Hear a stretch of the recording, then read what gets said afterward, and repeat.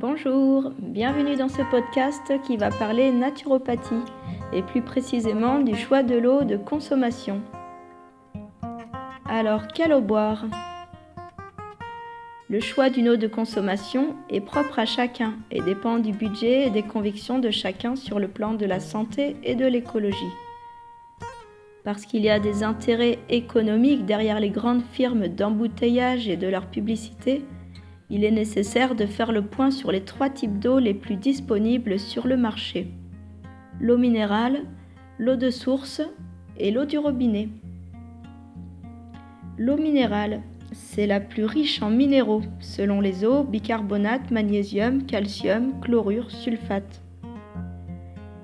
Les minéraux sont assimilables sous forme ionisée et ils sont sous forme ionisée lorsque l'eau est consommée directement à la source avec un verre d'eau comme le font les curistes dans les centres de cure thermale. Lorsque l'eau minérale est en bouteille, les minéraux ne sont pas assimilables. L'eau minérale est bénéfique uniquement et de manière momentanée pour les personnes ayant des carences en minéraux. Pour des personnes non carencées, elle est déconseillée car beaucoup trop riche en minéraux.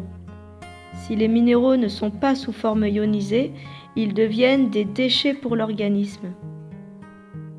Ainsi, les eaux minérales en bouteille, c'est-à-dire qui contiennent plus de 30 mg de minéraux par litre, ne sont pas à recommander, contrairement à une idée reçue soutenue par les publicités et les communications des professionnels de santé. L'eau de source. Les eaux en bouteille présentent des concentrations variables en minéraux.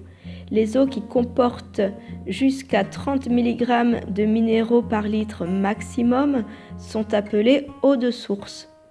C'est le cas pour les eaux Montroucou, Rosée de la Reine, Volvic, Montcalm, Volcania, ainsi que celles recommandées pour les bébés et les femmes enceintes. Elles peuvent être consommées quotidiennement. Elles sont appelées eaux pures. Plus une eau est pure, peu minéralisée, plus sa capacité à dissoudre le milieu et à se charger en déchets est grande. Une eau pure dilue et entraîne les éléments qui surchargent les humeurs grâce au phénomène d'osmose.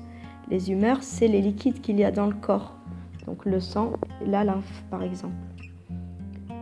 L'eau pure permet une dissolution générale des humeurs et l'évacuation des déchets hors de celle-ci, principalement par le rein.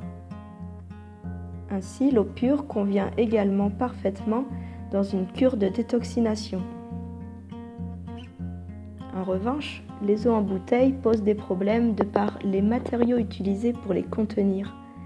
Des éléments toxiques peuvent se retrouver dans l'eau si la bouteille a été mal stockée, à la chaleur ou à la lumière.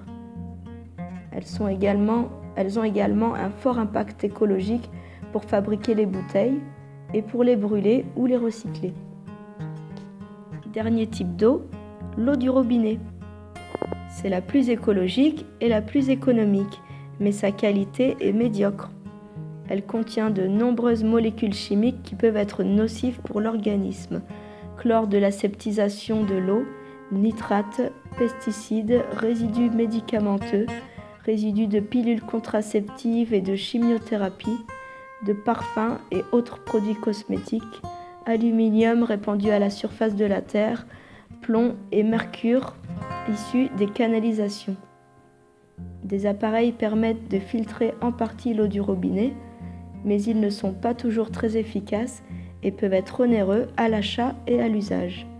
Carafe filtrante, osmoseur, filtre à charbon actif, adoucisseur couplé d'un filtre à charbon, fontaine. L'eau de consommation, quelle qu'elle soit, peut être dynamisée pour accroître ses propriétés, par exemple en secouant la bouteille avant de boire. Personnellement, j'ai fait le choix de consommer de la Volvic en bouteille. Merci pour votre écoute. N'oubliez pas de vous abonner et de liker si le contenu vous a plu. À bientôt!